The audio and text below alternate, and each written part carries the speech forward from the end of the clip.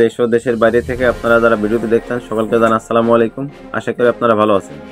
আপনারা অসংখ্য কমেন্টস করেন যে শিশুদের মেধা বৃদ্ধির ক্ষেত্রে মানে কি করণীয় কি। দেখা যাচ্ছে যে পাশাপাশি ছেলে মেয়ে কতজন খুব ভালো লেখাপড়া করতেছে, তার ব্রেন বল আবার দেখা যাচ্ছে আর একজনের নাই।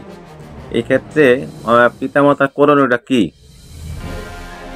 আসলে প্রত্যেকটা পিতামাতাই প্রত্যেকেই চায় যে তার সন্তানটা মানুষের মতো মানুষ হোক, কিন্তু আসলে দেখা যাচ্ছে যে সমাজের কিছু হয় কিছু হয় না। সেক্ষেত্রে যদি শিশু অবস্থায় কিছু নিয়মকানুন মানা হয়, সেক্ষেত্রে বেশিরভাগ ছেলে মেয়েরই মেধা বৃদ্ধি পায়।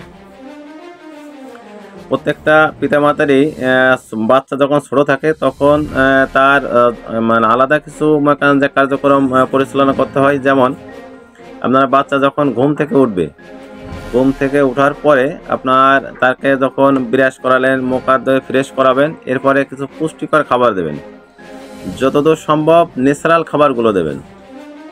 এরপরে সে লেখাপড়া করলো, তার টাইম মতো আপনার তারে খাবার দিলেন।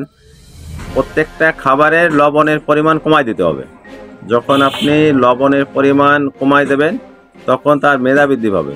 এবং চিনির যে খাবারটা আছে, চিনিযুক্ত যে খাবার, আপনি কেক বলেন, আদার্স যত খাবার বলেন, যতদূর সম্ভব ছোট থেকে আপনার চিনি খাবারটা কমাইতে হবে। পাশাপাশি নিয়ম করে প্রতিদিন বাচ্চাকে ব্যায়াম করাইতে হবে। দেখা যাচ্ছে একদিন করালাম না, এমন না, প্রতিদিন যে নিয়ম করে ব্যায়াম করাইতে হবে। আর এর পাশাপাশি আপনারা তাকে শিক্ষামূলক যে গেমিং আছে, কিছু সময় মনে করেন যে তাকে মোবাইল ইউজ করতে দিতে হবে। সেটা হচ্ছে আপনার 2 বছর পরে যায়, যখন 3 বছর 4 বছর হবে, 3 বছর প্লাস হওয়ার পরে কিছু গেমিং যে আপনার শিক্ষামূলক গেমিং আছে, সেইগুলো আপনার মনে করেন যদি দেন, আস্তে আস্তে আস্তে আস্তে মেধা বৃদ্ধি পাবে। আর এটার আপনার জন্মগতভাবেও কতজন দেখা যাচ্ছে তার ব্রেন সম্পন্ন বেশি হয়, এটা আছে। তবে যে বিষয়গুলো আমি বললাম, এগুলো যদি আপনারা মানেন, একটা সময় দেখবেন যে আপনার শিশু মেধা সম্পন্ন হচ্ছে।